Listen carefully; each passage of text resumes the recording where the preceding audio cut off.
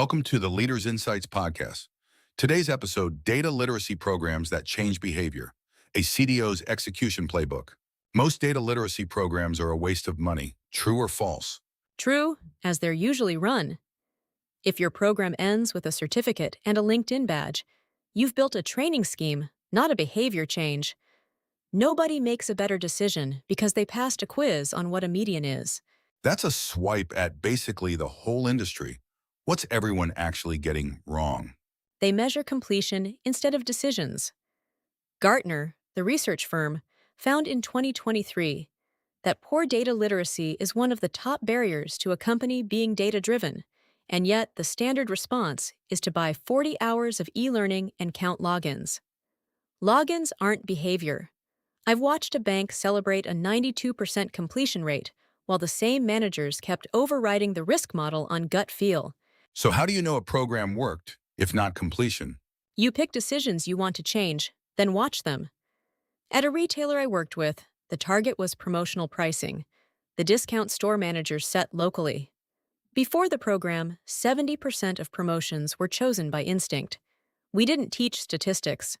We taught 4 store managers to read one margin dashboard and challenge their own instinct.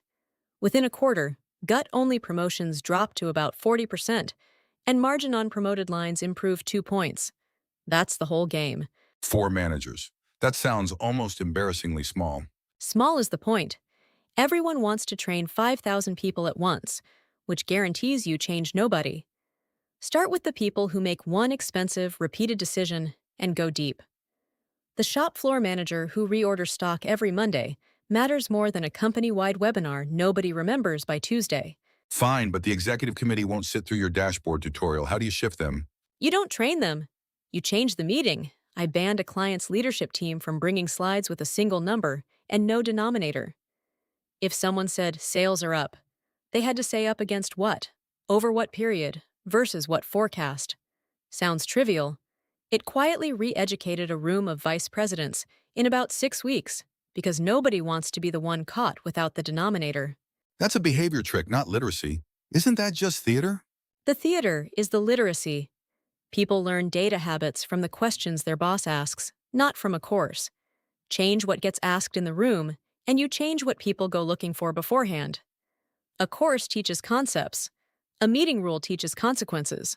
Give me the uncomfortable one. What does a program cost and where's the money wasted? The waste is in content. Companies spend 6 figures building custom courses that age out before anyone finishes them. Spend that on embedding instead. A data coach who sits with the pricing team for a month costs less than a fancy platform subscription and actually moves the needle. One insurer I know spent 300,000 euros on a learning platform. Adoption after a year, 11% by their own internal count. That's not a program, that's a donation. So platforms are the villain? Platforms are fine as plumbing.